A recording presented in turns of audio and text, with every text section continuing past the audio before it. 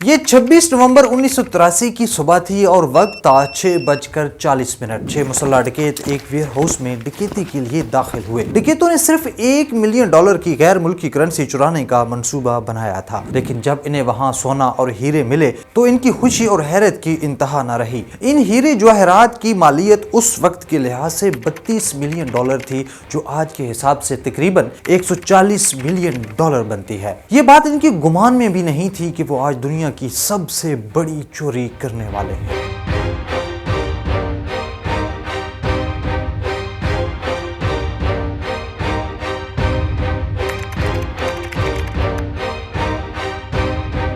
یہ ڈاکو ایک سیکیورٹی گارڈ اینتھونی بلیک کی مدد سے داخل ہوئے تھے، جو ان کے ساتھ پہلے سے ملا ہوا تھا۔ اندر موجود دیگر گارڈز کو بھی اسلحے کے زور پر مجبور کیا گیا کہ وہ تجوری کھولیں۔ تجوری کھل چکی تھی، خزانہ سامنے تھا، لیکن یہاں مسئلہ یہ درپیش تھا کہ اتنا بڑا سونا کیسے نکالا جائے۔ آخر فیصلہ کیا گیا کہ سارے خزانے کو وین پر لوڈ کیا جائے۔ یہاں پر دو مختلف پریشانیاں تھیں۔ ایک مسئلہ یہ تھا کہ اگر سارا خزانہ اس وین کے اوپر رکھ دیا جاتا تو اس کے لیے کئی گھنٹے درکار تھے، اور خطرہ یہ تھا کہ پولیس کسی بھی وقت آ سکتی تھی۔ دوسرا مسئلہ یہ تھا کہ اگر سارا خزانہ گاڑی پر رکھ بھی دیا جائے تو اتنے وزن کے ساتھ وین کا پولیس کے سامنے کی صورت میں بھاگنا مشکل تھا، لیکن اتنے بڑے خزانے کو چھوڑ کر جانا بھی بہت مشکل تھا۔ جیسے سیکیورٹی اہلکاروں کی مدد سے 2 گھنٹوں کے اندر سارا خزانہ وین پر لوڈ کر دیا گیا، اور اس طرح یہ ڈکیت 8:30 پر پولیس کی آمد سے قبل ہی اس ویئر ہاؤس سے بحفاظت چوری کر کے فرار ہو گئے۔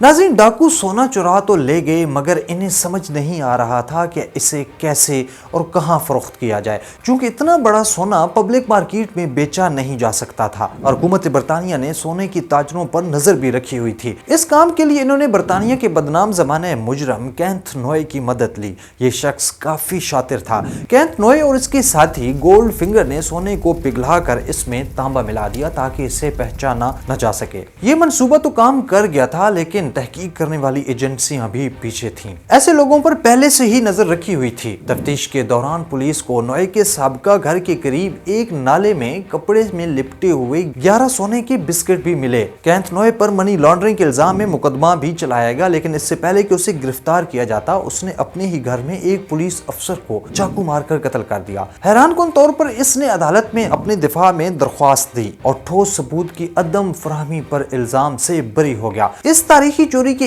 1 ماہ بعد اینتھونی بلیک، جو ویئر ہاؤس کا گارڈ تھا، پولیس کے سامنے اعتراف کر بیٹھا کہ اس نے ڈاکوؤں کو گودام میں داخل ہونے کے لیے خفیہ معلومات دی تھیں۔ اس اعتراف کے باوجود اسے 6 سال کی قید سنائی گئی۔ اینتھونی بلیک کے اعتراف کے 10 دن بعد پولیس نے میکاوے اور رابنسن کو بھی گرفتار کر لیا۔ ناظرین، یہ دونوں وہ لوگ تھے جو اس چوری میں شامل تھے۔ نومبر 1984 میں ان پر مقدمہ چلا اور جج نے دونوں کو 25 سال کی سزا سنائی، لیکن 2000 میں انہیں پے رول پر رہا کر دیا گیا۔ رابنسن نے 2021 میں 78 سال کی عمر میں انتہائی غربت کے عالم میں وفات پائی، جبکہ دوسرا چور 2023 میں 71 سال کی عمر میں اسپین میں کینسر کے باعث مر گیا۔ دیگر 4 ڈاکوؤں کو کبھی سزا نہیں ہوئی، کیونکہ وہ کبھی پولیس کے ہتھے چڑھے ہی نہیں تھے، لیکن اس واردات سے جڑے 20 سے زائد افراد قتل کر دیے گئے تھے، کیونکہ برطانیہ کی جرائم پیشہ مافیا آپس میں دست و گریبان ہو گئی، کیونکہ ہر کوئی اس مسروقہ سونے کا پتہ لگانے اور اسے حاصل کرنے کی کوشش میں مگن تھا۔ پولیس کو نوئے کے گھر کے قریب سے جو سونا ملا، اس کے علاوہ زیادہ تر خزانہ کبھی برآمد ہو ہی نہیں سکا۔ وہ سونا کہاں گیا تھا؟